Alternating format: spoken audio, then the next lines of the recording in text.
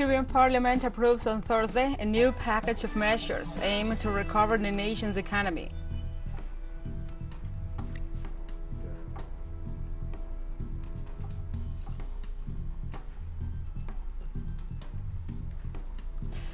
In Panama, the discussions of the single dialogue table are advancing, this time with the formal incorporation of the country's authorities.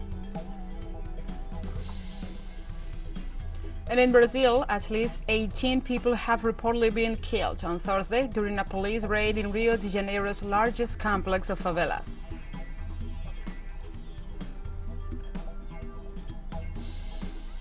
From the headquarters of TeleSUR English in Havana, Cuba, this is From the South. I'm your anchor, Gladys Quesada, and these are the news. Cuban Parliament approved on Thursday a new package of measures aimed to recover the nation's economy. Speaking at the 9th ordinary session of the Parliament, its 9th legislature, Cuba's Minister of Economy and Planning, Alejandro Gil Fernandez, announced the approval of 75 measures aimed, among other things, at increasing foreign exchange earnings and expanding and diversifying the exports. The measures are expected to identify all possibilities to increase the foreign exchange income and complement and the implementing of the corresponding actions, promote national industrial and agricultural production to replace the imports in tourism, and to seek greater integration with domestic producers. Cuba's economy is presently going through a complex situation resulting from the effects of COVID-19, the international crisis, and the U.S. blockade against the island.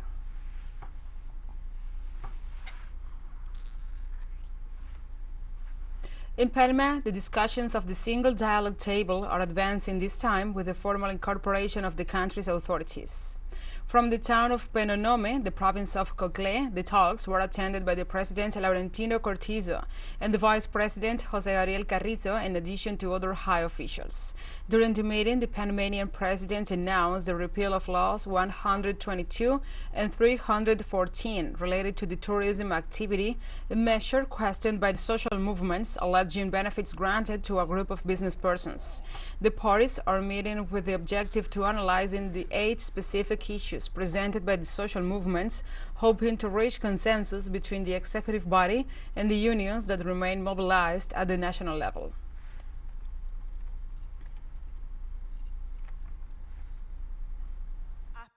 President Cortizo hopes that the discussion we can have here would generate a sincere, transparent, and fluid dialogue that would allow us to continue building the nation that each one of us represented here wants to have, that we can reach our communities and feel that we have worked precisely to guarantee the improvement of the standard of living of each one of the Panamanian men and women.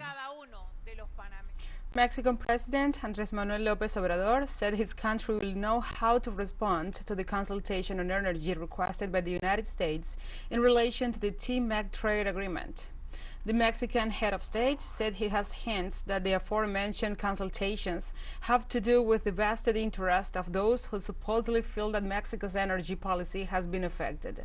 López Obrador also said that these maneuvers could have a political overtone, since in his recent visit to Washington, the issue was not on the agenda. On Wednesday, the White House's legal representative for the TMEC announced a request to check if Mexico's energy policy violates the North American trade agreement. However, the Mexican president detailed that he had held meetings with 19 foreign companies in the energy sector and have reached agreements with 17 of them.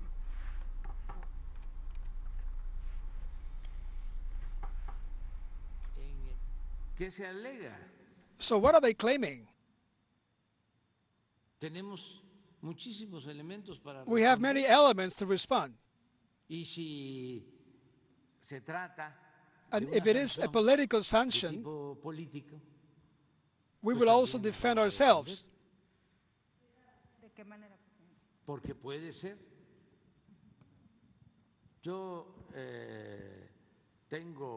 I have indications that this has to do with the vested interest of those who feel affected because they dedicated themselves to looting Mexico.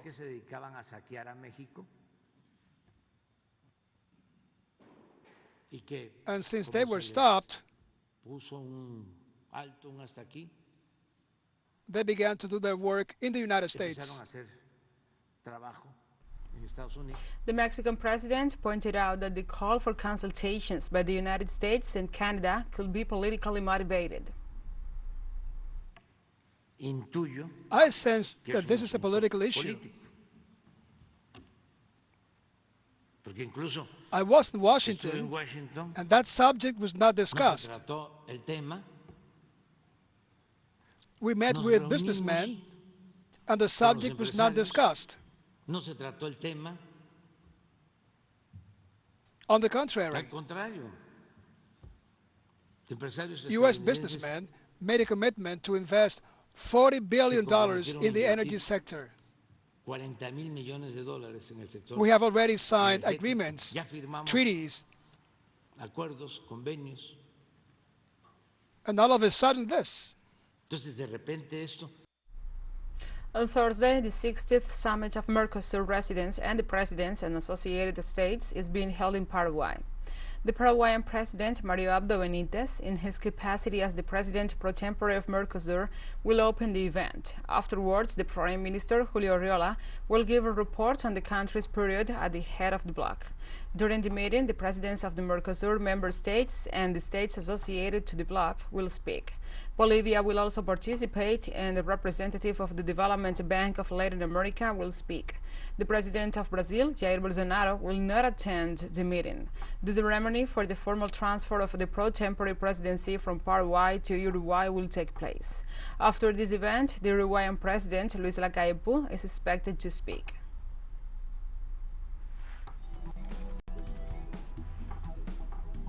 We'll take a short break now. Join us again after this.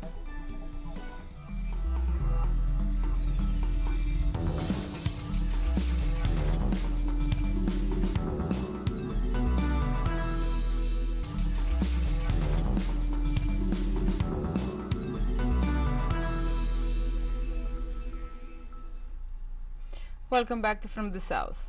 In Brazil, 18 people have reportedly been killed on Thursday during a police raid in Rio de Janeiro's largest complex of favelas. A spokesperson for the state police said on Thursday's raid had targeted a criminal group in Complexo do Alemão that stole vehicles and cargo and robbed banks, as well as invaded nearby neighborhoods. The operation began before dawn and was still underway at midday. Nearly 400 police officers were involved, including Rio's tactical police unit, backed by 4 helicopters and 10 bulletproof vehicles. According to the authorities, there were 18 casualties today in the Complexo do Alemão, 23 in Complexo da Penha in May 2022, and 29 in Jacarezinho in June 2021.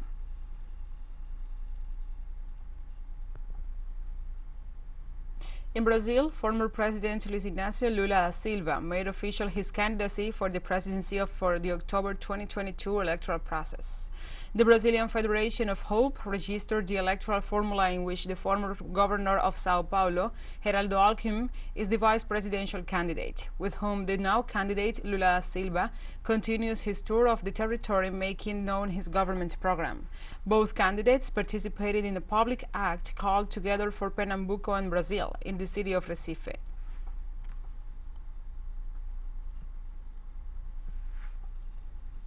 In Peru, the public prosecutor's office announced the opening of a new investigation against the president Pedro Castillo for alleged corruption.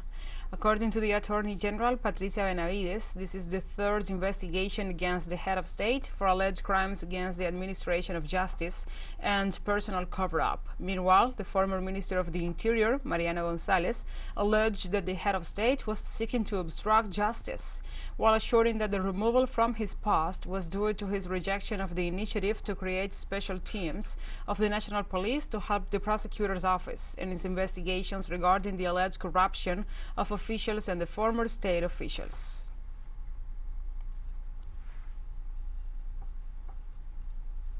In the United States, President Joe Biden tested positive for COVID-19, the White House said.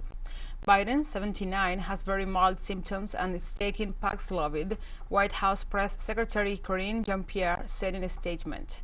Biden's symptoms started on Wednesday evening, according to the physician to the president, Dr. Kevin O'Connor, and he then tested positive in the morning as a part of our routine testing.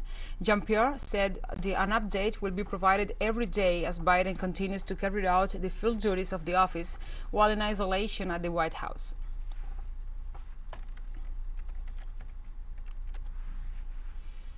In Italy, the president of the Republic, Sergio Mattarella, on Thursday dissolved the parliament and called for new elections. The president pointed out that the decision comes after the coalition of national unity decided to end its support to the government, led by the economist Mario Draghi. Mattarella said that he signed a decree to dissolve the chambers in order to call new elections within 70 days at the latest and solve the political crisis the country is going through. The president thanked Draghi and his ministers for the work carried out during the last 18 months of government and recalled that the economic situation does not allow pauses.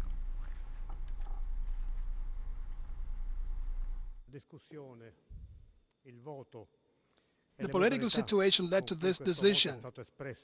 The discussion, the vote, and the way this vote was expressed yesterday in the Senate made clear that lack of parliamentary support for the government and the lack of prospects for creating a new majority. This condition has made inevitable the early dissolution of the chambers. And we have more news coming up after a final short break, so stay with us.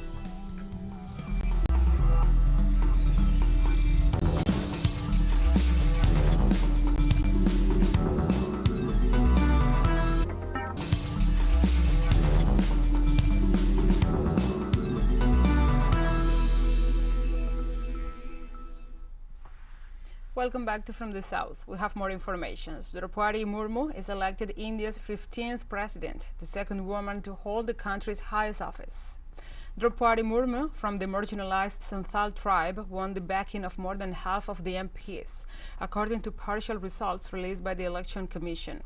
At 64, Murmu becomes the first female president hailing from a tribal background, and India's second female president after Pratibha Patil, who held the post for 5 years starting in 2007.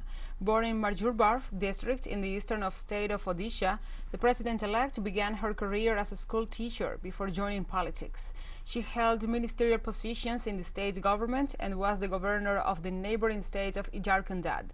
But the post is largely ceremonial, and her election is not expected to make a practical difference to the tribal community, which has long been relegated to the margins of society.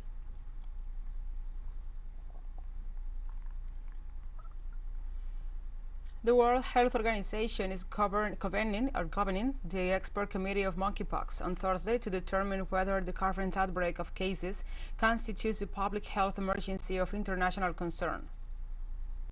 Monkeypox. Almost 14,000 confirmed cases have now been reported to WHO this year from more than 70 countries and territories. So far, 5 deaths have been reported, all in Africa. Most cases continue to be reported from Europe, primarily among men who have sex with men.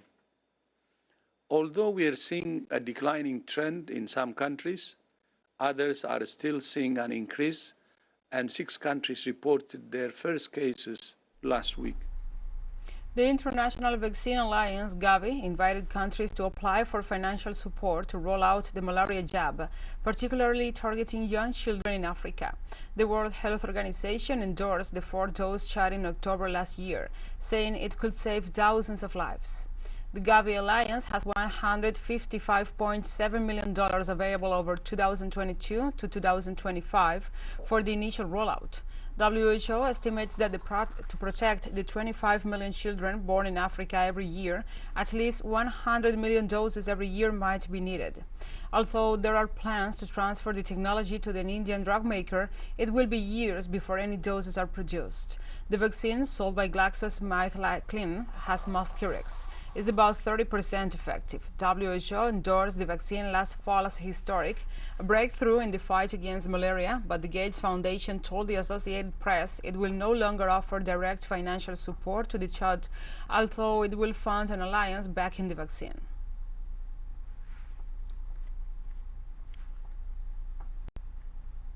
The Democratic Republic of Congo and Rwanda concluded a meeting facilitated by Angola at the head of the International Conference on the Great Lakes region.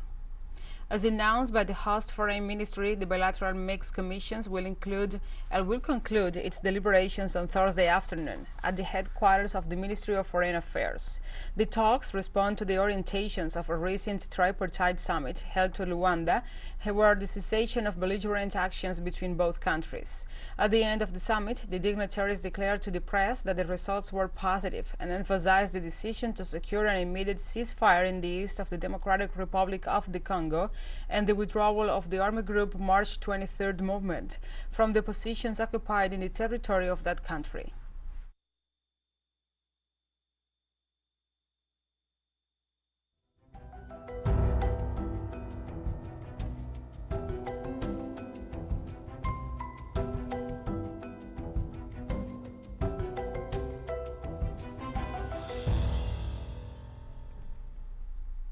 Now we move on to other topics. In Senegal, floodwaters submerged the streets and homes across the capital as the rainy season, which lasts from July to October, begins.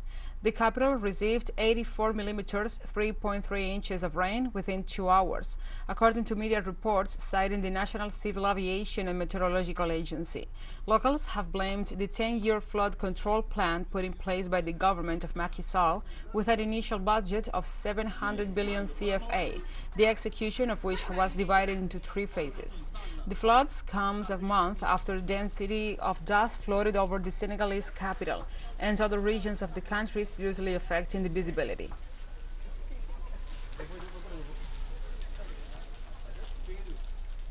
A magnitude 5.9 earthquake occurs in eastern Myanmar. No immediate reports of damage or injuries.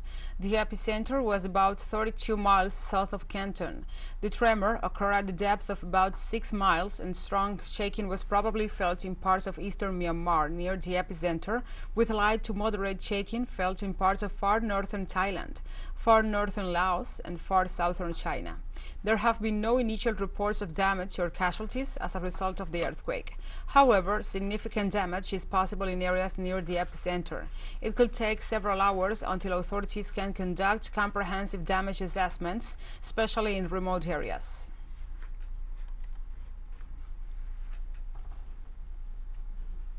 In Pakistan, the death toll has risen to 282 victims as a result of monsoon rains during the last few weeks.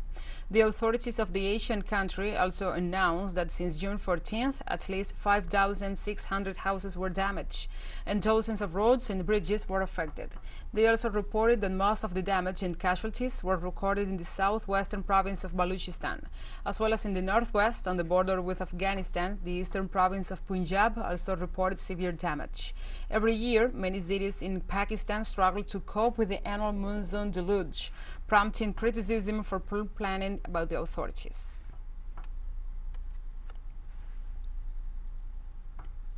TeleSUR English continues to grow. Its signal now reaches Europe. You can order it from your cable dealer or tune it yourself. These parameters that you see on screen are in place since July 1st. Quite soon, further changes will be implemented for the signals in the Middle East and Africa. Now more than ever, the world connects to us and our stories are heard in other farther away nations. This new multi-platform will continue providing truthful content to oppose the hegemonic media's narrative and our faithfulness to our audience. So we have come to the end of this news brief, but remember you can find this and many other stories on our website at telesurenglish.net.